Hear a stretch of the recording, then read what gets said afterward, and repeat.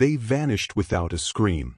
98 nuns were wiped from the face of the earth, and yet, every night, their voices continue to pray beneath the cold vaults of the empty chapel. No one knows where they are, but everyone hears their whispers. In October 1962, the convent of Santa Isabel suddenly fell silent, as if the life had been sucked out of it by an invisible breath. Perched atop a windswept hill in northern Spain, the building had dominated the landscape for centuries, its gray stone walls seemingly defying time. That morning, residents of the village below saw the heavy wooden doors ajar, swinging in the icy wind. This in itself was an anomaly. The nuns lived in strict seclusion and never, even to receive a visitor, left the doors open. When some villagers dared to cross the threshold, they were overcome by a strange impression, that of a place frozen in motion. The refectory, bathed in a cold light filtering through the opaque stained glass windows, still displayed steaming bowls, half-sliced bread, and hastily arranged cutlery, as if the meal had been abruptly interrupted. But not a single overturned chair, not a single scream, nothing that betrayed visible panic. Even more disturbing, no fresh footprints on the dirt floor, as if no one had left the convent through the front door. The dormitories offered the same chilling sight. The beds were impeccably made, rosaries laid out on the pillows, clothes folded at the foot of the bunks. Everything exuded perfect order, a voluntary departure, but a departure that left no human trace. The windows were closed from the inside, the locks intact, with no sign of forced entry. The old village priest, who had also gone up to inspect the place, later reported feeling a presence behind him, a cold breath on the back of his neck, before briefly hearing muffled chanting, like a murmur of prayers, which faded as soon as he entered the cloister. In the chapel, the scene was even more disturbing. All the candles had been burned down to the last drop of wax, as if the entire night had passed. The air smelled of burning incense, thick, almost suffocating, mixed with the aroma of cold wax and damp stone. On the altar, the missal had been opened to the same page since the previous day, but no note had been added to the convent's register. The last entry, dated October 14, 1962, was frozen, as if time itself had stopped at that moment. That day, 98 women disappeared, erased from the world without a single witness. Neither the army nor the civil guard found the slightest trace. No footsteps, no carts, no animals alerted during the night. The rocky path connecting the convent to the village showed no signs of recent passage. Some said the cloister stones retained an echo, like a dull vibration, the remnant of an unfinished prayer. Others claimed to have seen shadows moving behind the refectory windows several days after the disappearance. The official investigation concluded it was a mass escape, but no one in the village believed it. The sisters had lived cloistered for, at times, more than 20 years. They had nowhere to go. And the strangest thing, no witnesses, not farmers, not travelers, not shepherds, encountered them on the road. It was as if the convent walls had swallowed them whole. Some whispered that Santa Isabel was no longer a consecrated place, but a stone prison where something older than the Christian faith had awakened. 2 nights after the disappearance, while the village was still trying to understand what could have happened at the convent, the bells of Santa Isabel began to ring. Not a discreet chime, but a series of slow, regular peals, like a call from above. However, everyone knew that the bell tower clock hadn't been wound for days. The night air was heavy, windless, and each metallic vibration rolled down the hillside, echoing off the white facades of the sleeping village. Those who were awakened from their slumber said the sound seemed different, not clear and pure as usual, but veiled, almost muffled, as if the bell were echoing underwater or behind an invisible wall. Some went to their doors, searching for a rational explanation, a clown, a lost traveler, or perhaps an unusual draft.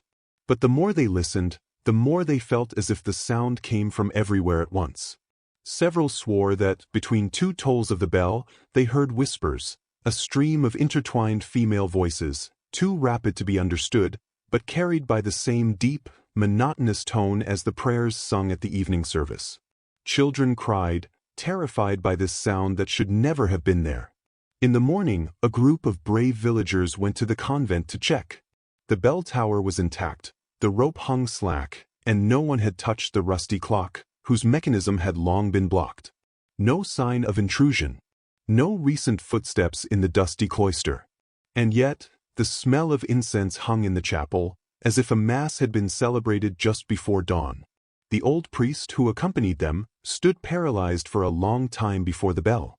Later, he said he still seemed to hear, very faintly, a last echo mixed with the wind, not a metallic sound, but human breathing, a collective sigh, as if the bell were breathing.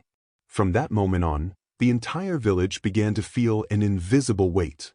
The silence of the day became supernatural, too perfect, as if the fields themselves were holding their breath.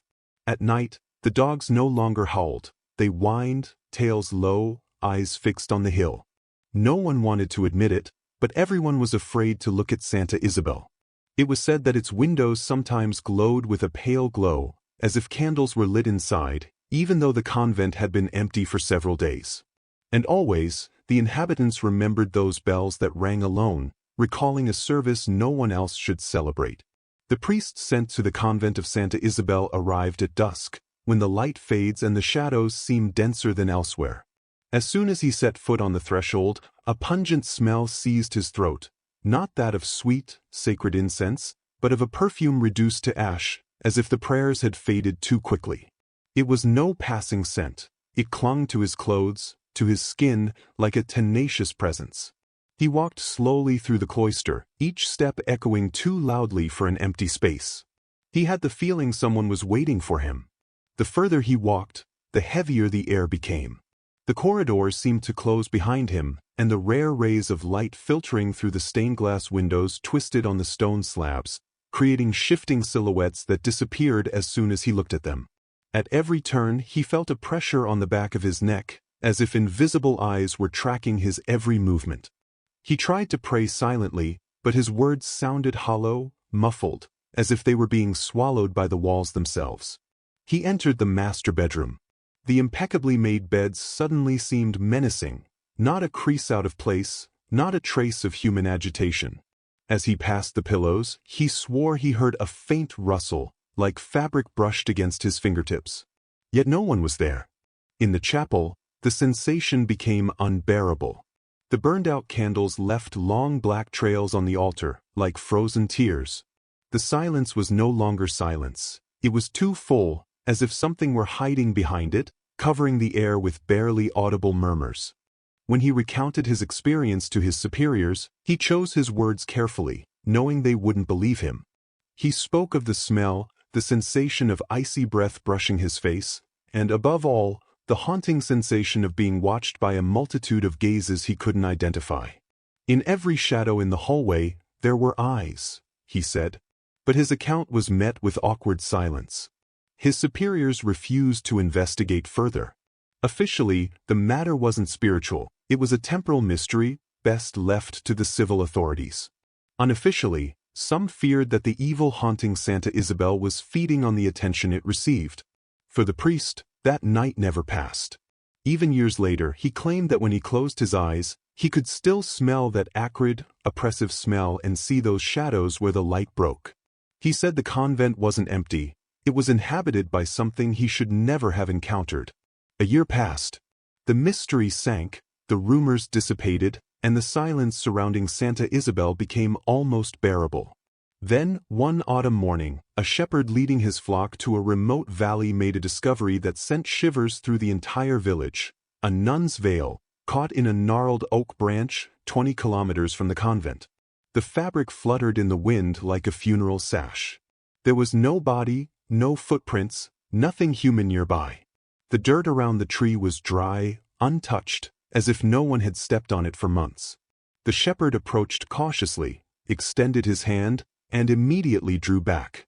On the white veil, a dark mark spread, jagged, like a burnt hand, raw on the fabric. The smell emanating from it was not of damp or moldy fabric. It was a pungent, metallic, almost unbearable odor, similar to that felt after a fire. When he brought the object back to the village, a feverish commotion gripped the inhabitants. Some claimed to recognize it as the veil of Sister Maria, one of the convent's oldest nuns, though no evidence could confirm this intuition. The civil guard examined the fabric. No blood, no tears, no signs of a struggle. The black stain, however, resisted any cleaning, as if it had been etched into the fibers by a supernatural heat. No expert could determine its origin. The news spread quickly, sparking fears that time began to dispel. How could a nun's veil have ended up so far away, in a place where there was no path? How to explain the complete lack of human traces around the tree? And, above all, to whom did that footprint belong? One witness later reported that, as he approached the veil, he felt a strange heat, as if the fabric retained a residual energy. Another swore he heard, at the exact moment the veil was being unwound, a faint, almost inaudible chant coming from nowhere. Fear reignited in the village. Some avoided passing near the path that led to Santa Isabel. It was said that on certain nights, the wind carried the smell of ash and burnt wax to the doors of houses. For the more superstitious, the mark on the veil was not human.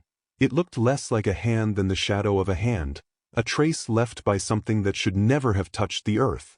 In 1974, more than a decade after the nun's disappearance, 3 theology students decided to spend the night in the abandoned chapel of Santa Isabel. They wanted to prove that the rumors were nothing more than rural superstition and that no spirits haunted the convent. They arrived with a tape recorder, a notebook for their observations, and a kerosene lamp. From the first hours, nothing unusual happened. No voices, no movement, only the distant creaking of wood in the wind. They even laughed at the stories told in the village, convinced they would only capture the sound of silence. But around 2 in the morning, the recorder registered something different. None of the 3 heard it at the time. The chapel seemed completely silent to them. Yet, when they listened to the tape the next day, their faces paled. Above the crackling wind and the hiss of the microphone, a deep, regular melody emerged, psalms sung in a low voice. And these weren't a few confused voices, they were 98 distinct voices, perfectly in tune, like an invisible choir celebrating a forbidden service. One of the students tried to count the vocal timbres and always came up with the same number. This detail chilled the village's blood, for it was precisely the number of nuns who disappeared in 1962. The report, written in black and white, was sent to the faculty. Audio experts were called in. No external noise could have produced such harmony, and the voices seemed to come from within the walls themselves, not from the surrounding air. The recording was studied. No trace of manipulation, no suspicious dubbing. Some claimed the voices were reciting the Hail Mary, others heard an older, almost forgotten psalm, as if from another century. Stranger still, the magnetic tape showed abnormal fluctuations, as if the recorder had picked up an unknown energy source. The incident briefly made local headlines before being hushed up. The college banned students from returning to the site and removed the account from public record. But a copy circulated discreetly, fueling rumors. Those who heard the recording swore they felt physically ill. Some vomited, others felt dizzy, and still others claimed to have heard, behind the harmonious chorus, a deeper, more serious voice muttering incomprehensible words. The terrified villagers began to believe that Santa Isabel was not just a haunted place, but an inverted sanctuary, a place where prayers did not rise to the heavens but remained trapped in stone. The 98-voice choir was no mere manifestation. It was a call, a liturgy that repeated itself night after night, perhaps waiting to be answered. The walls of the convent of Santa Isabel hold within their cold stone the secrets of a forgotten time, a time when light and shadow intertwined infinitely. When one leafs through the dusty archives, among the yellowed pages, an echo resonates, a story the church sought to bury beneath the silence and veil of oblivion. In the 17th century, long before the modern tragedy, the same convent had already been the scene of a disturbing enigma. 12 sisters disappeared without a trace, their footsteps erased from the path and their voices muffled by the wind. No bodies, no clothing, no sign of a premeditated departure was found. It was as if they had been swallowed by the earth itself, swallowed by the sanctuary that had welcomed them. Chronicles of the times speak of a temporary closure of the convent, a vague term that masked fear and shame. The church erased all official mention, breaking the chain of memories. However, in clandestine manuscripts, some priests recorded rumors without much conviction, whispers of presences, prayers heard at night, and the sensation of an invisible veil sliding over the walls, capturing souls in a silent trap. These 12 women, like the 98 who followed them, were trapped in a timeless space, where the sacred became a prison. The silence that then weighed on the convent persisted for years, a religious silence that even the villagers felt as a burden. The elders spoke in hushed tones of a curse cast upon Saint Elizabeth, a pact forgotten among the stones and the darkness. That place, built on ancient ruins, had been given a role no faith could comprehend. The absence of the 12 nuns was no coincidence, but an echo of a distant past, where the boundaries between the visible and the invisible had been erased. When the 98 disappeared, more than 3 centuries later, it was as if time were repeating itself, as if history were being written on a loop in the shadows of the convent. Their prayers, their voices, their spirits intertwine with those of the disappeared of the past, forming a spectral chorus, a song that defies the silence imposed by men. Santa Isabel is not simply a place, it is a fault line, an abyss where past and present merge, and where each disappearance adds a layer of mystery to a legend no one dares to name anymore.